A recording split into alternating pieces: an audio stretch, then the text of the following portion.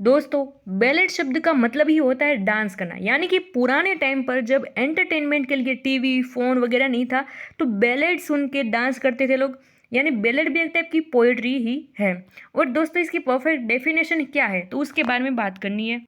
Oxford dictionary में ऐसा लिखा गया है कि ballad is a simple spirited poem. एक सिंपल पोयम है जिसमें सिंपल स्टांजास है, कोई हार्ड डिफिकल्ट या फिर ऐसे ग्रामर के हार्ड हार्ड वर्ड है वो यूज़ नहीं किए गए हैं। नरेटिंग सम पॉपुलर स्टोरी, पुराने टाइम पर जो कोई भी अच्छी इवेंट हो चुकी है या फिर किसी ने कुछ अच्छा काम किया है तो उसको ही नरेट करने वाली एक पोयम है। दोस्तों, बैलेड एक टाइप की पोइट्री है और पोएट्री में जैसे एपिक सोनेट वगैरह ज़्यादा लिखे गए, उतने ज़्यादा बैलेड लिखे नहीं गए। तो बैलेड आया कहाँ से? मेनली रोमांटिक एज से शुरू हुआ है और रोमांटिक एज में भी कॉलेड ब्रिज ने शुरू किया है। तो पहला बैलेड क्या हुआ? क्रिस्टेबल। दूसरी बात ये कि विक्टोरियन एज में भी जॉन किट्स ने काफ़ी फेमस किया है बैलेड को, और उसका मेन फेमस बैलेड है ला बेलेडेम सेंस मर्सी, और दूसरा है एंशंट मैरिनर। दोस्तों, अब देखते हैं बैलेड में होता क्या है, यानी कैरेक्टरिस्टिक क्या है। एक परफेक्ट बैलेड हम किसे कह सकते हैं? जिसमें ड्रामेटिक नरेशन हो, जिसको पढ़ते वक्त हमें ऐसा लगे कि हम कोई फिल्म देख रहे हैं या फिर प्ले ड्रामा देख रहे हैं। Simple rhymes just like A B, कोई हार्ड डिफिकल्ट वर्ड है ही नहीं जिसमें।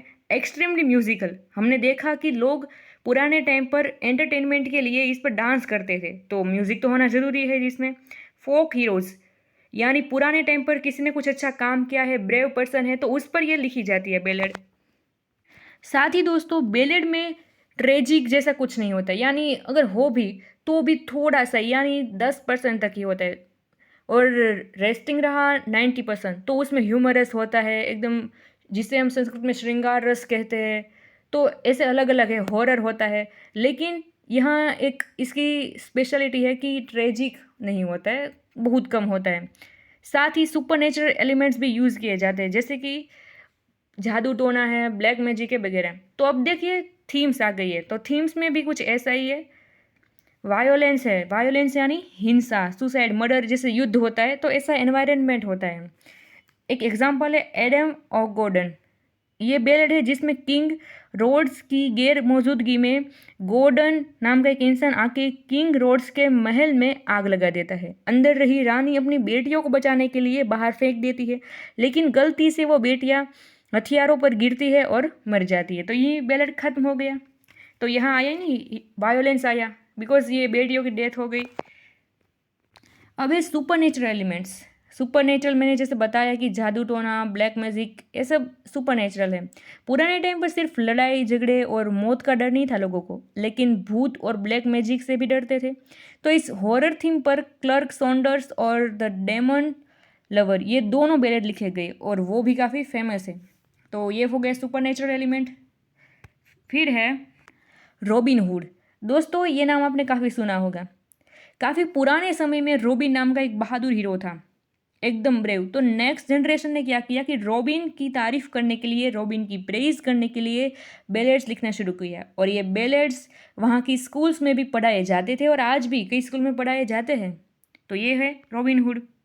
फिर से थीम्स को रिवाइज कर लेते हैं। पहला है वायलेंस, दूसरा है सुपर नेचुरल और तीसरा है रॉबिन हुड। अब देखते हैं इसके अलावा भी कौन से फेमस बैलेड लिखे गए हैं। दोस्तों, ऑस्कर वाइल्ड का नाम भी आपने सुना होगा। सेल्फिश जायंट, उसने शॉर्ट स्टोरी लिखी है और काफ़ी फेमस है। तो उन्होंने एक बैलेड भी लिखा है। दोस्तों, अब देखिए ऑस्कर वाइल्ड थे, वो एक किन्नर टाइप के इंसान थे। तो लोगों ने उन्हें बंद कर दिया था रूम में कि तुम्हें बाहर नहीं जाना है, इसके अंदर ही रहना है। जहाँ बैठे बैठे उन्होंने, ऑस्कर वाइल्ड ने बैलेड ऑफ रीडिंग गॉल लिखा है और काफ़ी फेमस हो चुका है। और दूसरा है रुडियर किपलिंग ने भी बैरक रूम बैलेड्स लिखे हैं। रुडियर किपलिंग को भी आई थिंक आप जानते होंगे, उसकी पोयम पढ़ी होगी आपने। फिर है W.H. ऑडन, जिसने विक्टर और मिस गी लिखा है। गाइज, ये वीडियो ही खत्म होता है। अगली वीडियो में हम लिटरेचर के दूसरे फॉर्म के बारे में बात करेंगे। Thank you.